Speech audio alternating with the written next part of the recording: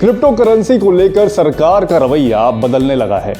साल भर पहले जो क्रिप्टो करेंसी एक पहेली से कम नहीं थी, वो अब लोगों के फाइनेंशियल पोर्टफोलियो का हिस्सा बनने लगी है।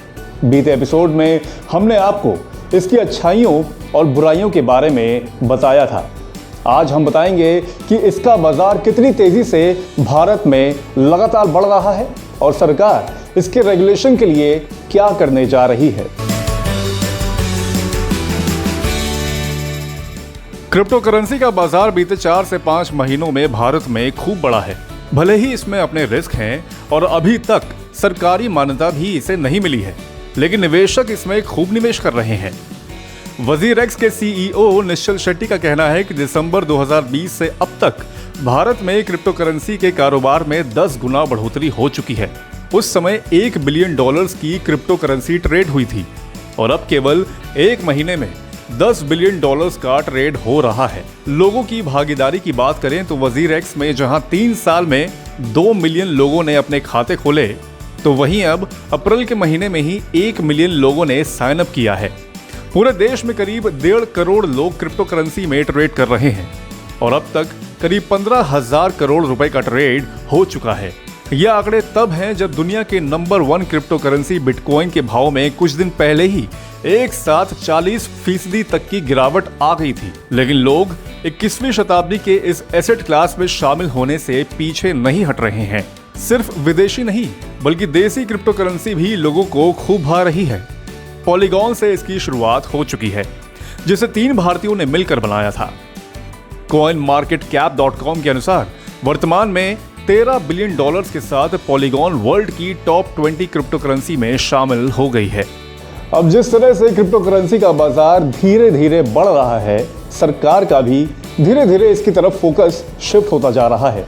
पहले जहां सरकार ने और बैंकों ने इसे सिरे से नकार दिया था, वहीं अब धीरे धीरे उनका रुख भी नरम होता जा रहा है। केंद्र सरकार क्रिप्टो करेंसी पर पूरी तरह से बैन लगाने के मूड में अब नहीं है।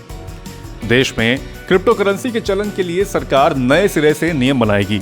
इसके लिए एक्सपर्ट के नए पैनल का गठन हो सकता है। इससे पहले भी सरकार ने एक्सपर्ट पैनल का गठन किया था। ये पैनल सरकार को अपनी सिफारिशें दे चुका है, लेकिन सरकार का मानना है कि उस कमेटी की सिफारिशें पुरानी हो गई हैं और अब क्रिप्टो करेंसी पर पूर्ण प्रतिबंध के बजाय नए सिरे से नियम बनाने की जरूरत है। नई कमेटी क्रिप्टो करेंसी में इस्तेमाल होने वाले ब्लॉकचेन की तकनीक में बढ़ोतरी की संभावना तलाश करेगी। अब ये ब्लॉकचेन क्या है?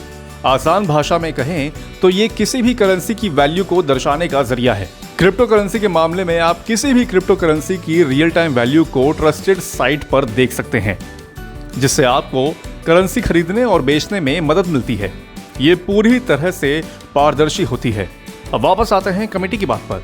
तो कमेटी क्रिप्टो करेंसी को करेंसी के बजाय डिजिटल एसेट के रूप में रेगुलेट करने के लिए सुझाव दे सकती है। इस कमेटी को भारतीय रिजर्व बैंक के प्रस्तावित डिजिटल रुपए के संचालन के तौर तरीके पर स्टडी करने के लिए भी कहा जा सकता है। livemint.com की एक रिपोर्ट के अनुसार आरबीआई की आगामी डिजिटल करेंसी एक प्राइवेट ब्लॉकचेन प्लेटफॉर्म का उपयोग कर सकती है, जो लेन देन सेटलमेंट प्रोसेस को कम करेगी। रिपोर्ट में यह भी कहा गया है कि डिजिटल करेंसी कैश की तरह होगी, जिससे सेंट्रल बैंक इसे बेहतर तरीके से रेगुलेट कर सकेंगे। इसी साल 25 जनवरी को आरबीआई ने पेमेंट सिस्टम को लेकर एक बुकलेट जारी की थी। इसमें कहा गया था कि आरबीआई नई डिजिटल करेंसी या रुपए के डिजिटल वर्जन को क्रिप्टो करेंसी का दर्जा देने की संभावना तलाशेगी। Crypto currency and regulation of official digital currency bill 2021 के जरिए भारत की ऑफिशियल डिजिटल करेंसी का रास्ता तैयार किया जा सकता है। इसके लिए आरबीआई फ्रेमवर्क तैयार करेगा। मोटा मोटी भारत की अपनी डिजिटल करेंसी हो सकती है, जिस पर आरबीआई और सरकार का कंट्रोल होगा।